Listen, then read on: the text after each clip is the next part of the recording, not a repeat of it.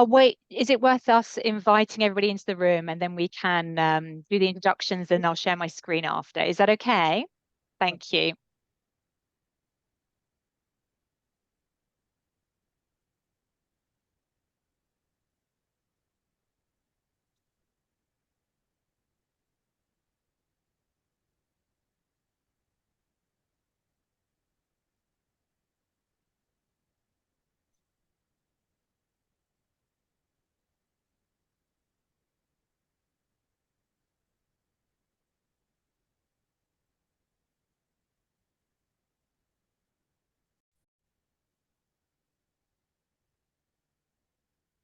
Assalamu alaikum wa rahmatullahi wa barakatuh. Ladies and gentlemen, good morning, good afternoon, good evening. Guten Morgen, guten Tag, and guten Abend. Dobry Otra, Dobry Din, Dobry Vietcha. Bonsoir, everybody.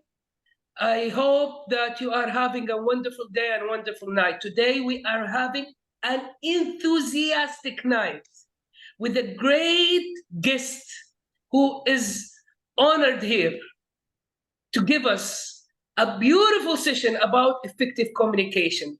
She is from UK, graduated from Durham University. She is communication coach and cross-cultural trainer. She is the CEO and founder of Cultural Coupa. She helps international leaders on their career journey with their communication skills and teams working across diverse cultures to build trust in their teams, growing themselves and their businesses globally. Also, she is the host of the top-ranked podcast called Cultural Communication Confidence. Please help me and welcome Mrs. Victoria Reynoldson. Welcome to our webinar within PMI KSA chapter. And we are happy to host you in order to deliver a beautiful session about effective communication. Floor is yours, Mrs. Victoria. Thank you so much, Hazem. And wow, what a welcome. I don't think I've had such an enthusiastic welcome like this. So welcome everybody to tonight's session.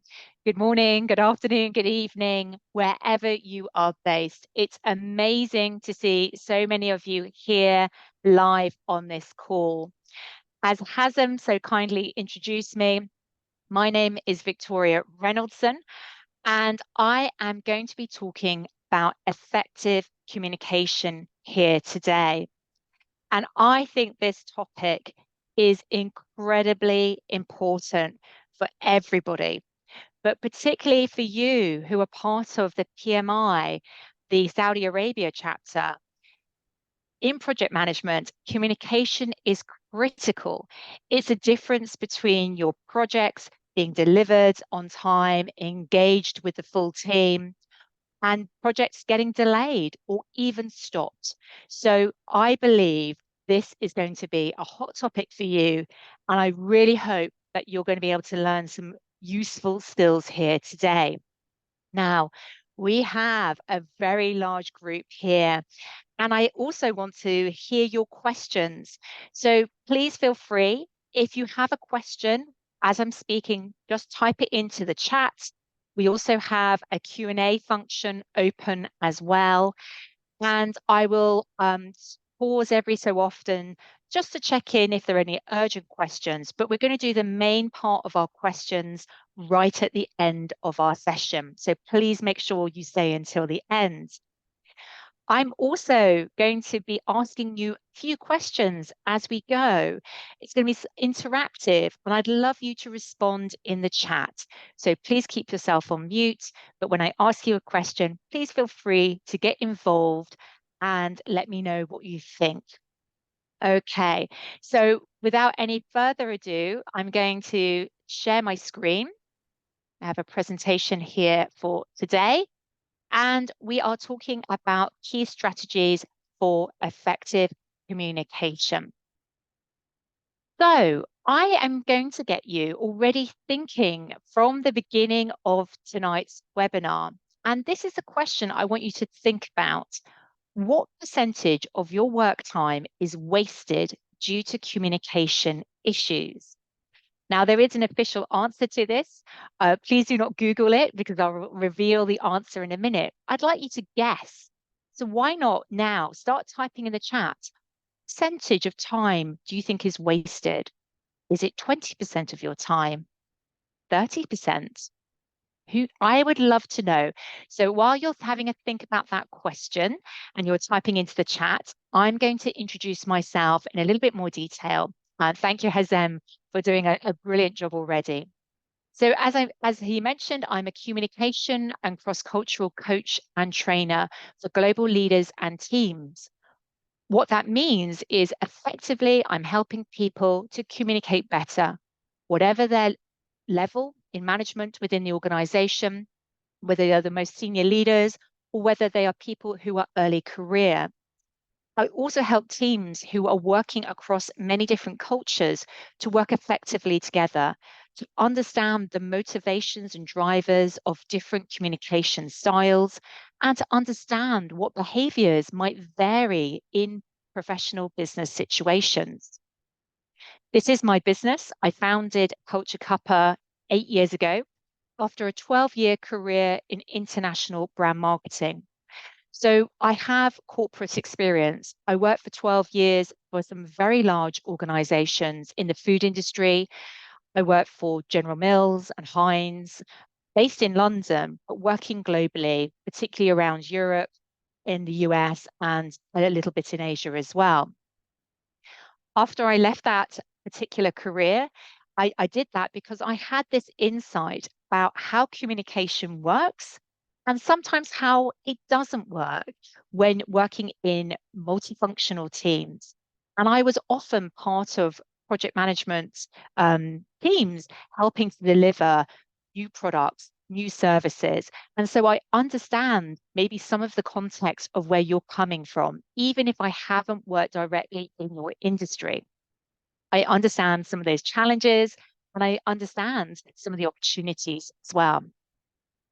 After I changed career, I retrained. So I am a practitioner in applied neuroscience for people development from My Brain International. And I'll be referring to their work today, their research, which I use in my coaching and training.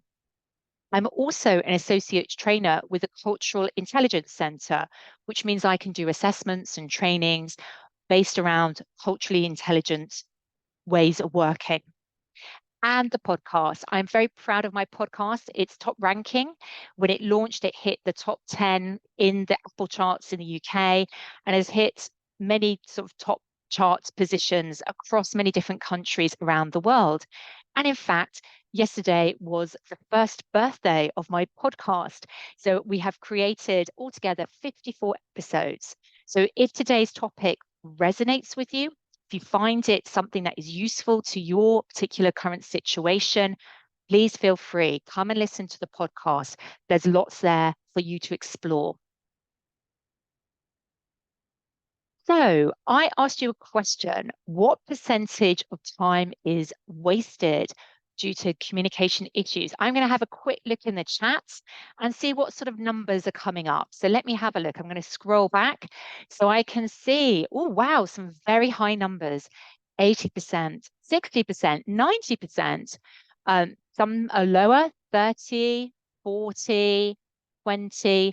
So I can see there is a huge variation about whether you think there are communications in your role, in your teams or not.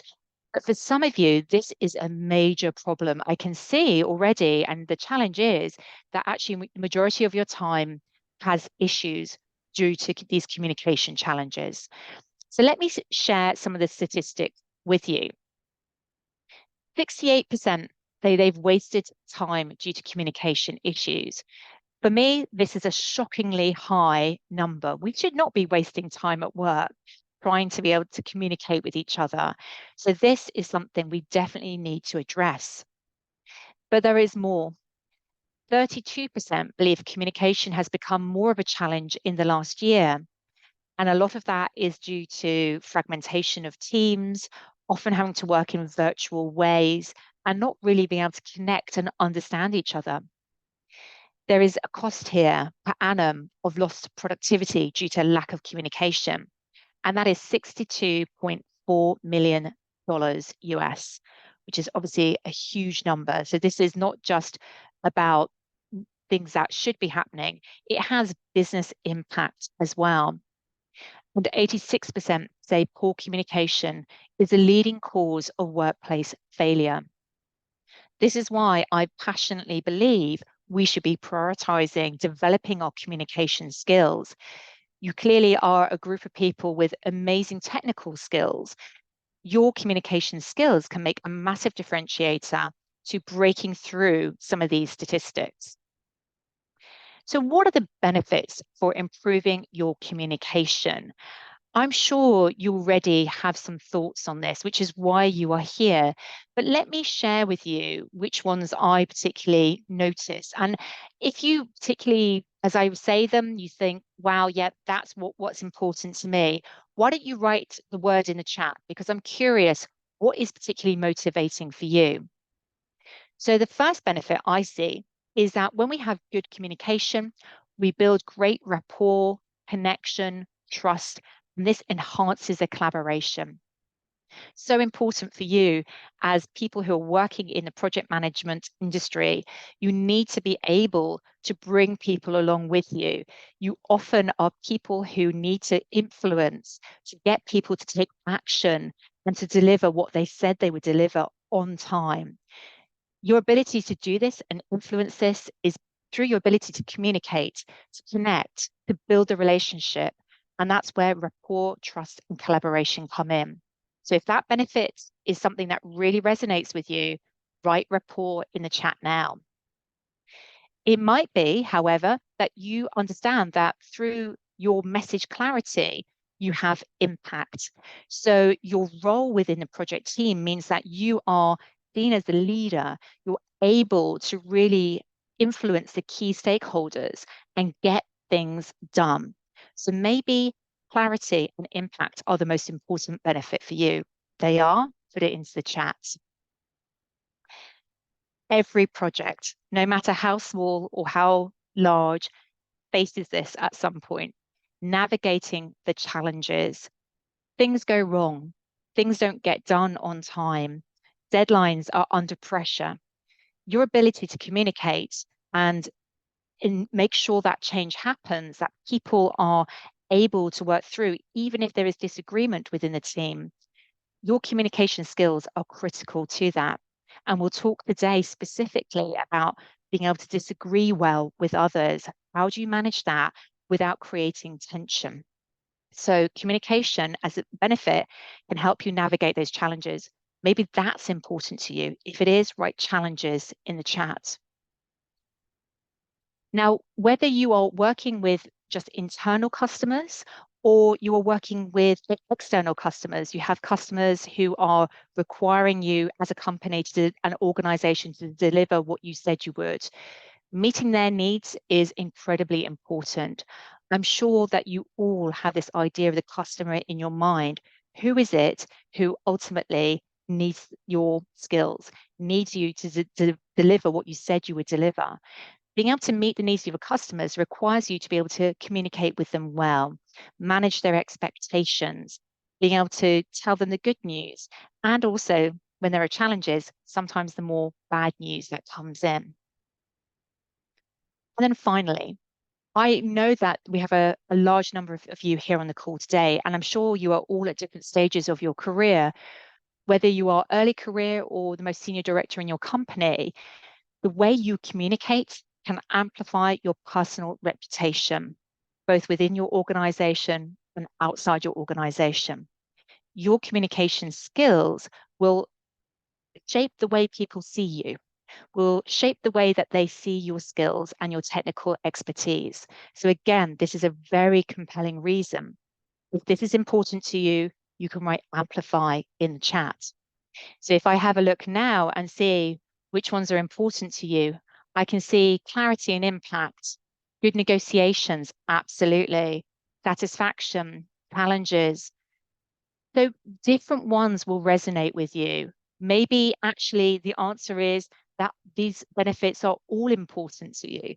That in fact, every single one of them are absolute reasons why you should improve your communication skills. And if they are, that's brilliant news because we're going to be talking about some really specific strategies today. But first, I want to talk a bit about the neuroscience of communication because people often say to me, well, I understand my communication style might be different from other people's. So how do I adapt myself? How do I make sure that I'm communicating in a way that will connect with other people? Well, this is one particular way of doing this. This is the neuroscience of communication according to My Brain International, who are a global organization who've done research over the last 15 years around how does the brain work and how does that relate to our thinking preferences and how we communicate. Now, obviously, this is a huge topic, so I'm going to explain it incredibly simply here today with a much more basic version of the model, but just to help you kind of get the picture of it. So if you imagine a brain, this is just a simple picture here, but imagine four key regions of the brain, the left side, the right side, your upper brain or prefrontal cortex, and there's a group of areas around the brain which we'll call the lower brain for the purposes of today, so we don't get too technical and too detailed with this. Now, the way the brain works is that there are different processing elements that happen in each part of the brain. There is a left-right spectrum, which sometimes you might hear people talk about being left-brained or right-brained. This is a processing continuum. And on the left side, generally the type of processing that happens is sequential. So that tends to be more about the rational and the step-by-step view of the world. In the right side of the brain is where the relational or more creative part of thinking happens. In addition to that, there is a perception continuum from the top to the bottom. At the top in the prefrontal cortex, you have more conceptual processing. And at the bottom in the lower part of the brain, you have the instinctive thinking. Now, these are processing. And when my brain originally did this, what they were trying to see was, is it possible to map thinking preferences against these 4 points, like a compass, 4 different compass points? In reality, it wasn't as simple as that. And in fact, what their research discovered was it's a blend of the different processing and perceptions that give us the 4 different preferences. And I'm going to bring those up on screen now. So reasoning in the top left is a blend of sequential and conceptual processing. Yeah. So that is where your rational thinking happens, your data. Somebody who has a preference here is very much driven by fact-based communication. In the top right, you see conceptual meets relational. This is called spontaneous thinking, but actually somebody who has this preference is very much about ideas. They get very motivated by future thinking and creating and thinking about the possibilities. They're not so much about the data. In bottom right, you have feeling preference. This is where instinctive meets relational. People who have this kind of preference are really interested in how others are feeling. How is the team feeling? How are they feeling? They often tap into what is going on. And then finally, bottom left is specific thinking. Now, this is where people have preferences, where it's really about sequential meets instinctive. And this is the detail. This is where somebody who likes to work through the details, to share the information and the details, they're often the people who also are really interested in what might go wrong, what are the risks that we need to think about. Now, as I've been very briefly introducing this, you might start to get a feeling for which one is you, which one is your preference. And maybe even without doing the assessment, you can start to get that sense of which one sounds like you. You can also maybe start to recognize that other people that you work with have very different ways of communicating. That is driven by their thinking style. Another way of really considering this is what motivates people when you communicate with them. In the bottom left, the specific preference, they like to know the details. They want to know everything that there is to know. Whereas in the reasoning quadrant, they want to know about the facts. Yes, they want information, but it's more at the top line level. In the spontaneous, they are motivated by the big idea, by the vision. They don't necessarily need to know all the detail or all the facts.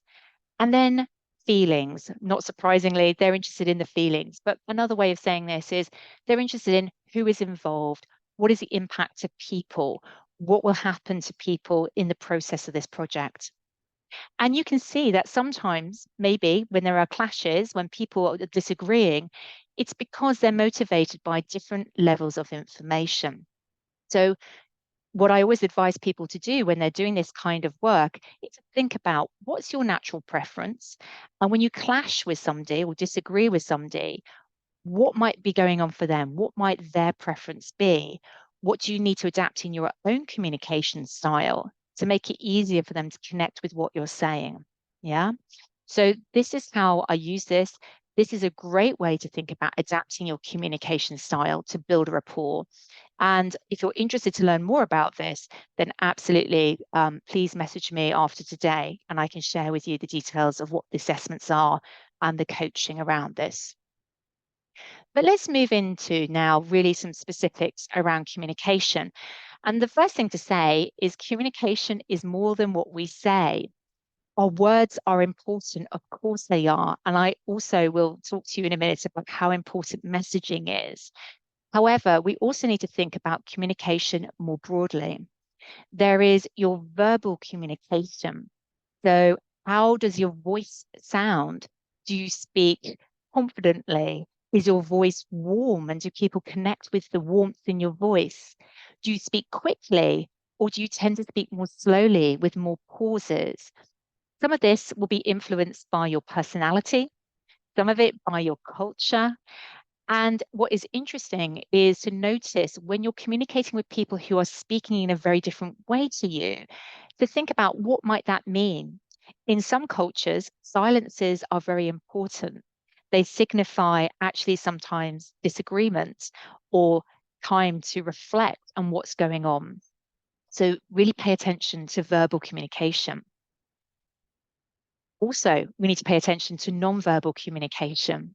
Now, I know that many of you are probably working virtually as well as in person. And one of the questions I get asked is, well, how does that work when we're living in this very small screen and you can only see part of my body? But hopefully, you already got a sense of me through the screen, the energy that I have, how I use my hand gestures, my how I'm standing. In fact, I'm standing here today rather than sitting, and that creates a different energy. How I'm using my eyes to connect with you. So, nonverbal communication is really important to communicate and emphasize what you're saying.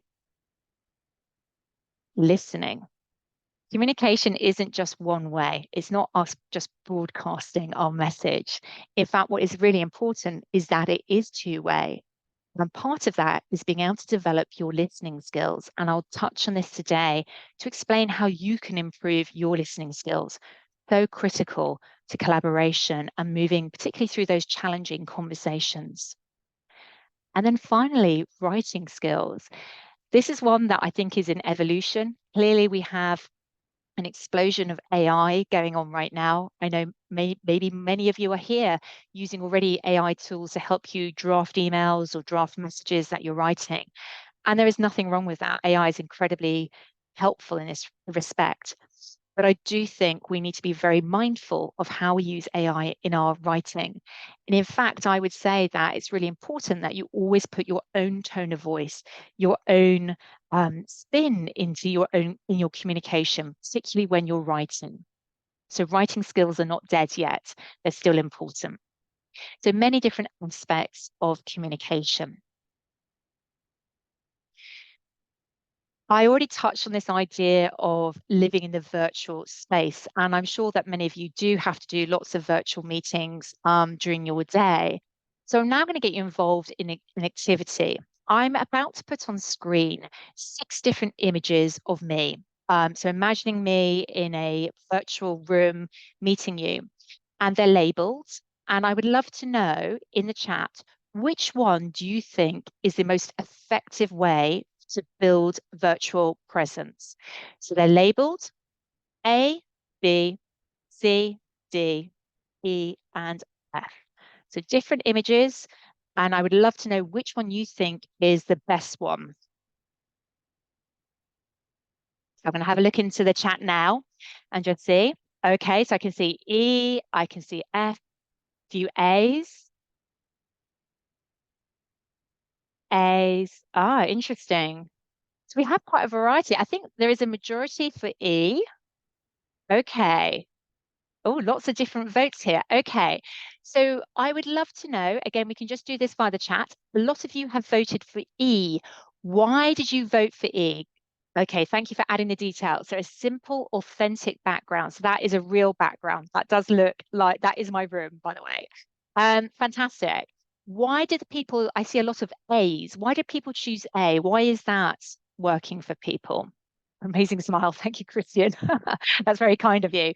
Um, but what about A? What's going on with A? Why does that work for some people? Feel free to add to the chat.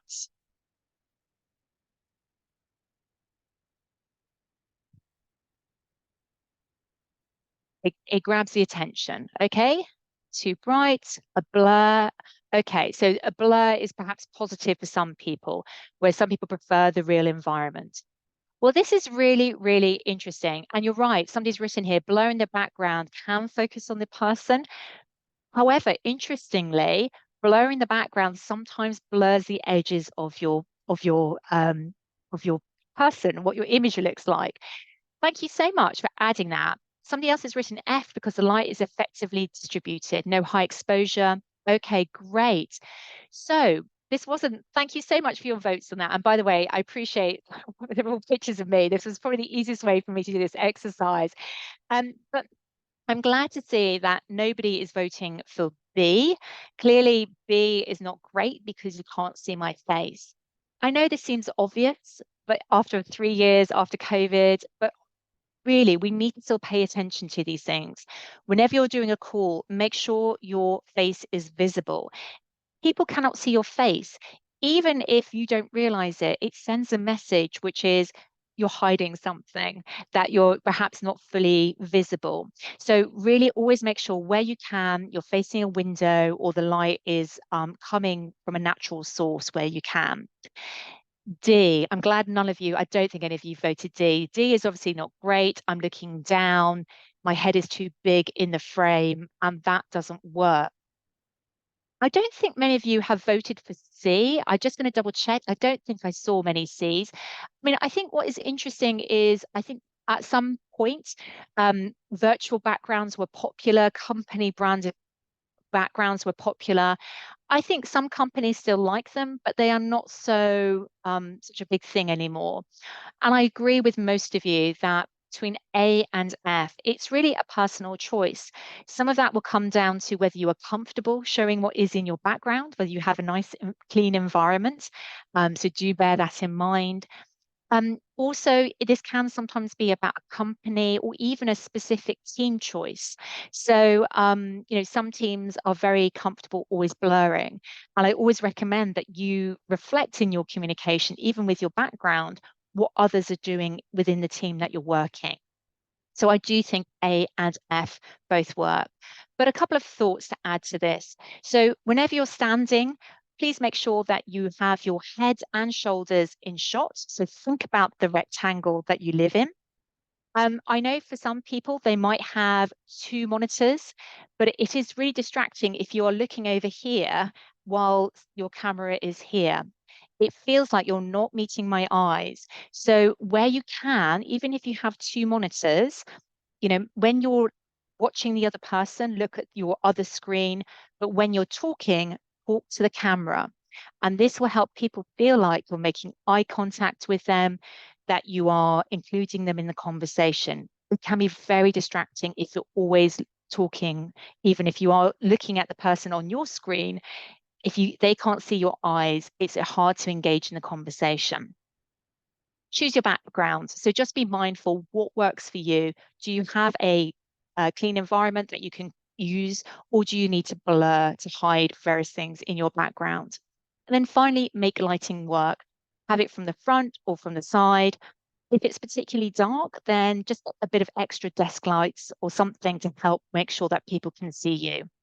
I know these seem like basics, right? But I really still think this is incredibly important. And too often, I see people still making mistakes with this or very quickly going on a call, but without realizing the impact that they're having on their communication, that they're not coming across impactfully, clearly, and actually it can be disengaging for others who are perhaps involved in the conversation. So that is a little bit about presence. The next thing I want to talk about is communicating concisely for impact. Now, I appreciate that you are a large group, you have many different types of meetings on many different types of topics. But let's imagine that you are preparing an update on a project that you're working on. I have a very simple framework which I think can be applied whether you're doing a quick 30-minute meeting or whether you're writing a very detailed presentation update to a large group of people. And it starts with a number of questions. And this might only take you as an activity, maybe only 5-10 minutes, depending on the level of detail. So it starts with why, the purpose. Why are you doing this meeting or this presentation? What are you trying to achieve?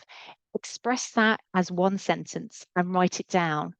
If you can get that very clear in your head, then you're already halfway there because you know what it is that you need to achieve. And although you might have a very detailed agenda or a list of things that you do need to cover, the purpose, if you keep coming back to that, you'll focus on speaking about the right things rather than going into too much detail or perhaps including things which are not as important. Who? Who is going to be either in the real room or in the virtual room when you do this meeting or presentation? Think about it from their perspective, not just from your own. So you will have your own things that you are very keen to say, but think about it from their point of view. Who is in the room? What interests them? What motivates them? What are they likely to disagree with you about? What are they likely to question you about? The more you can anticipate this and get familiar with what might come up, the more that you can be prepared before you walk into the room. So this is a great question. Think about it from their perspective, the who. Then, if you can distill your ideas down to 3 key messages, you will be onto a winner. And what I mean is that often we have so many things that we want to share, so many things we want to say. But if we can just think about it as, let's imagine you are going to have an hour meeting with a group of people for an update. And then last minute, they said to you, we're really sorry, we're running late. We don't have that time anymore. You've only got 15 minutes. If you know what your 3 key messages are, then that makes it so much easier to stick to the point and be very clear. So even if you have an hour, make sure you know what are the most important things that you have to say. Once you know that, ask yourself, so what? Why should they, the others in the room, be motivated by that? Why should they care about that? And then finally, of course, so important for anybody who's working in project management, now what? What are the next steps? What are you asking them to do in response? Give you feedback now, give you feedback later, take an action by a certain date. Make sure that's absolutely clear at the end of a meeting. But I suspect that you're all pretty good at that last stage, the 5th one. So this is it. This is a very simple set of questions, and they should really help you to plan whether you're doing that 30-minute meeting or whether you're doing a really detailed presentation update to a large group. You can use it in both ways. It doesn't have to be a very detailed exercise, but it can massively help you to get super clear that you know what you have to say and what is important, and perhaps what is not so important as well. Okay, So from here, I'm conscious I've been talking for a little while. Hazem, is everybody okay? Are there any urgent questions or anything, or do you want me to wait until the end with questions? Actually, there's one good question from our brother Enrico. Hmm. He said, what are your thoughts on personalities can shift depending on the language we are speaking? Yes, that is such a great question. Thank you so much for asking that question. Absolutely. There's quite a bit of research that talks about how people express themselves in different ways in different languages. And if you find yourself doing that, that's actually quite a natural thing to do.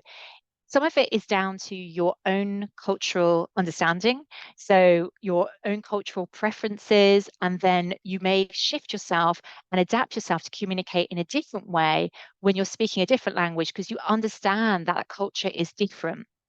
If I take two really different examples, which might give you an example of this, I have worked quite a bit with Japanese clients in the past. And when I'm working with Japanese clients, I know that Japanese clients tend to be, people tend to be, as a generalization, and this is the other thing we have to bear in mind, we can only talk in the research generalizations and what we know. My experience is that they tend to be less expressive. They don't tend to share their emotions or show strong feelings, particularly in public forums. And so when I am doing, for example, a talk to a group of Japanese people, I literally have to turn down the volume on my non-verbal communication. So I'm quite expressive. That is my natural style, part of my personality.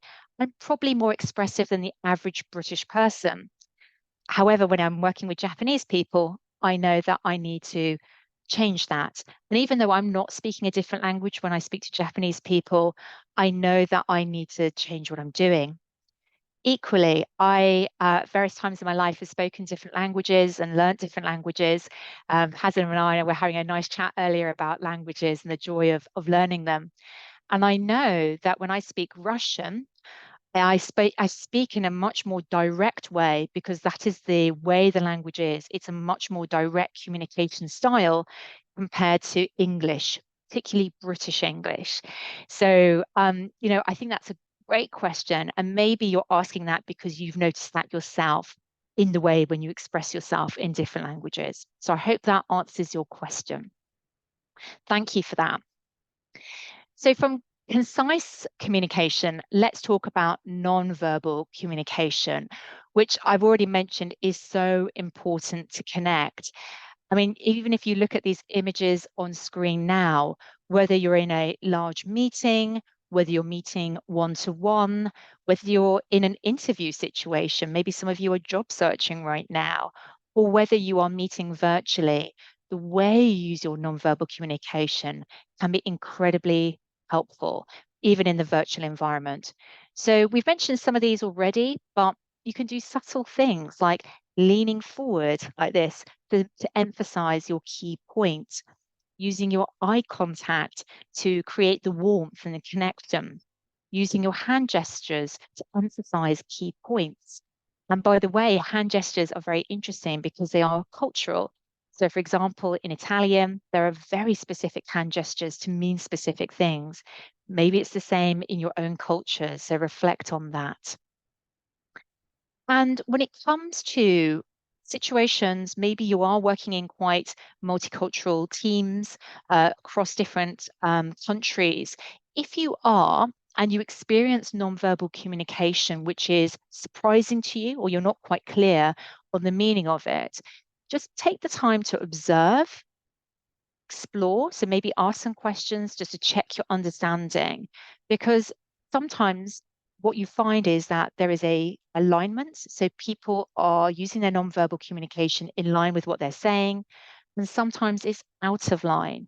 When it's out of line, you might need to ask good quality questions to understand what's really going on. Maybe somebody is not able to fully express what it is that they're concerned about, what maybe they disagree with you about. So use nonverbal communication to give you clues about this.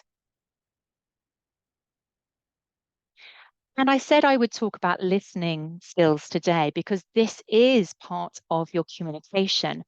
So let me ask you this question. What is the difference between hearing and listening? I know it's a nuance of words. I'm quite curious what you think about this. So again, I'm going to open the chat and have a look. What is the difference between hearing and listening? So somebody's written hearing sound bites. Okay. Hearing is less active. Hearing is noise. Listening is understanding. Ah, very nice. I like that very much. Any other thoughts?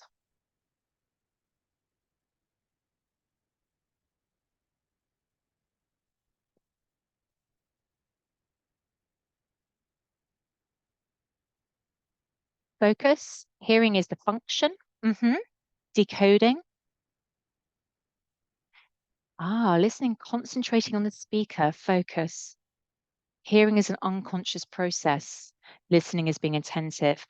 Fantastic. I love these answers. Thank you so much for contributing to this. This is amazing. So I'm really glad that some of you already understand this nuance, and it is incredibly important, particularly when it comes to feedback, when it comes to disagreements and more challenging conversations that you need to have. And in fact, it was Stephen Covey who, the very famous author of The 7 Habits of Highly Effective People, who said this: seek first to understand, then to be understood.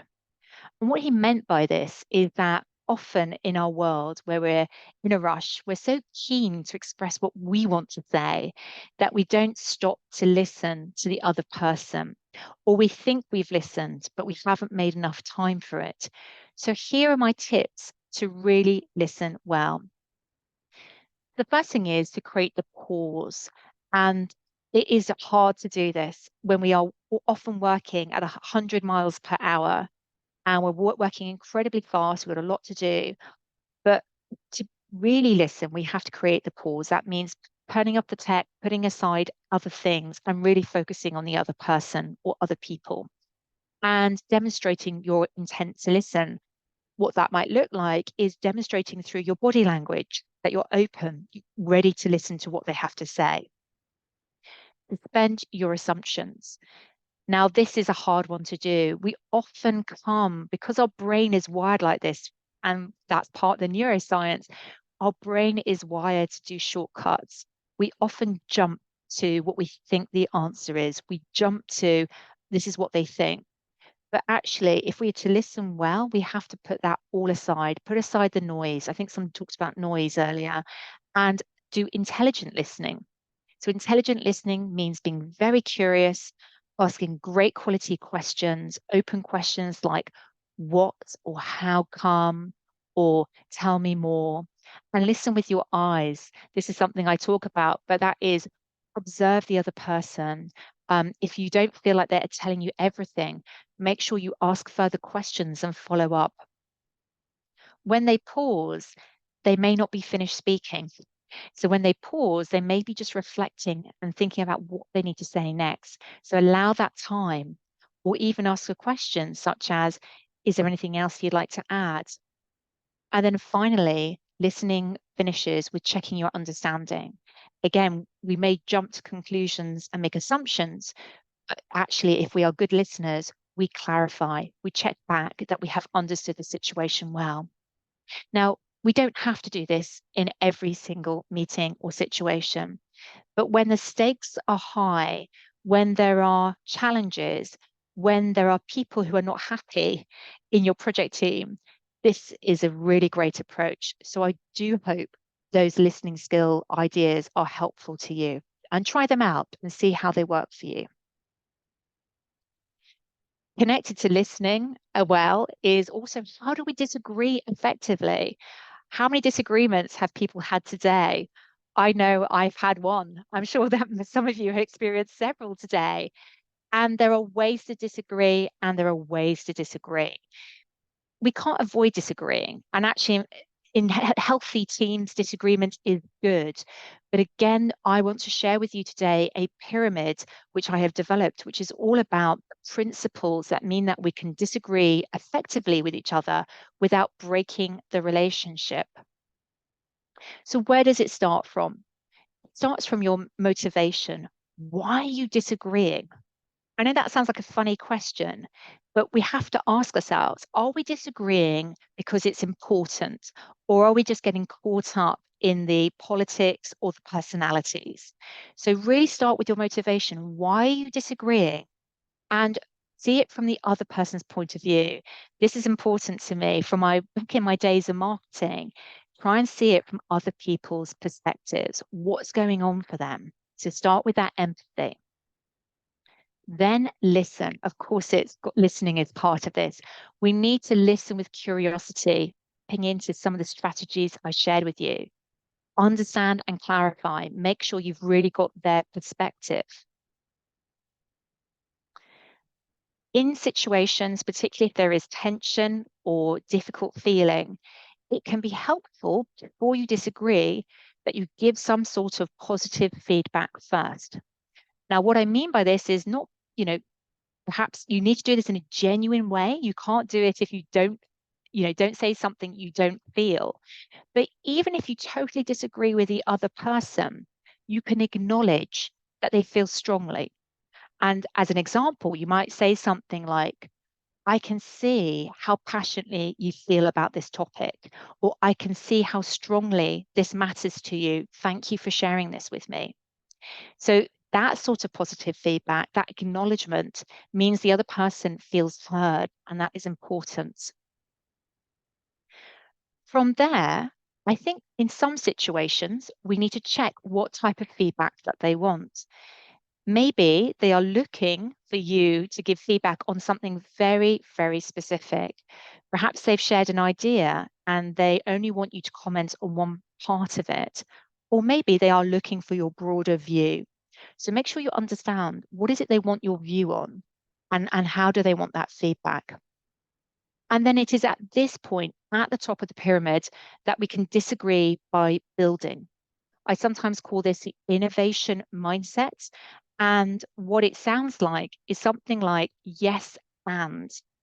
So often when we're disagreeing, we tend to say, no, but, no, but this, no, but I think this, no, but I don't see it that way. That no, but, the little words, but they create the friction and the tension. If we just change it in a very small way to yes, and what about this? Or yes, and I wonder if we could add to it by. So try and think about it as if you're building like a block and you're adding to it rather than taking it away and destroying something to start again. Now, this is quite generalized, and I appreciate you would need to try this out and see if it works for you. I do encourage you to do that. I invite you, try this out the next time you have a disagreement. See how it changes the dynamic in the conversation you're having and in the relationship that you have ongoing afterwards. I'd be really curious to see how this works. So feel free to follow up after today and let me know. Now, I think this is bringing me slowly towards the end of my talking period. I appreciate you've been great and interactive, so thank you. We're going to come on to questions in a minute. I really do hope that you have seen why this is so compelling, why there are clear benefits for you to improve your communication as individuals, as leaders, and also as teams. And it really comes down to your impact, your influence, and your personal reputation. Whichever of these are most important to you, I can see that this is motivating for you from the way that you've been engaging in the conversation today, even on the chat. And I'm really pleased to hear that because I can see the great benefits it brings to you as people who are leaders of projects, as people who are bringing together many different departments and functions to be able to deliver your work. Before we come to questions, I just wanted to briefly mention if there are ways that you want to take this topic forward, I just want to share a couple of things right now, your next steps if you want to keep learning on these topics. I have already mentioned the podcast. I actually also wanted to extend a special invitation today, which is for the attendees or people who are watching this replay, which is I have a special online communication skills assessment, which is individual. So if you would like to get my feedback, then there's a QR code there. There's also the link, bit.ly/PMI-KSA. I'm sure we can share that afterwards. But basically, what that will take you to is a form. You complete that form so I can get some feeling, understanding of your specific situation. And then to get my feedback, you just need to book a short call with me so I can take you through, go through the feedback with you and give you some personal view of where to focus, where you should be paying it really close attention to. So that's a special invitation for all of you. If you'd love to take that up, all of you, that'd be amazing. But of course, just if that would be useful to you, then please let me know. Um, Other ways that you can keep on learning on this topic. Clearly, the podcast I've mentioned, which you can find on all major platforms. You can also find it on my YouTube channel, which is Culture Cuppa. And then finally, I think some of you already found me on LinkedIn, which is brilliant. I know I've received many invitations in the last week. But if you'd like to connect on LinkedIn, please feel free to reach out. I'm very active over there and I'm sharing further ideas and strategies every single day during the working week in the UK, Monday to Friday. I think this would be a good time now to come to questions. So have there been any other specific questions, or if anybody would like to add their questions to the chat, I would be very happy to answer these now. Okay, so I could read the questions. The first question came after Enrico is Muayyad Sayari. Mhm. He asked, what are the three key messages that you have mentioned in your PowerPoint presentation? Okay, thank you so much. I probably wasn't clear enough on that. Those three messages are what you need to identify. So you need to absolutely say to yourself, what are my key messages for this meeting or for this presentation? So that will vary depending on which meeting it is. Okay. So hopefully that clarifies that point. Okay, the second question comes from anonymous attendee. Mm-hmm. He asked, did you work on Philo platform and how did you evaluate for effective communication? Okay. Thank you for the question. I'm not so clear about this fellow platform, I'm not sure, but I evaluate effective communication through a number of different ways. Some of that I can do through asking questions, which you'll see in the assessment that I gave the link to. And some of that I need to do live face to face so I can hear somebody speaking, see how they speak. And I have a number of different criteria that I'm looking at to evaluate that.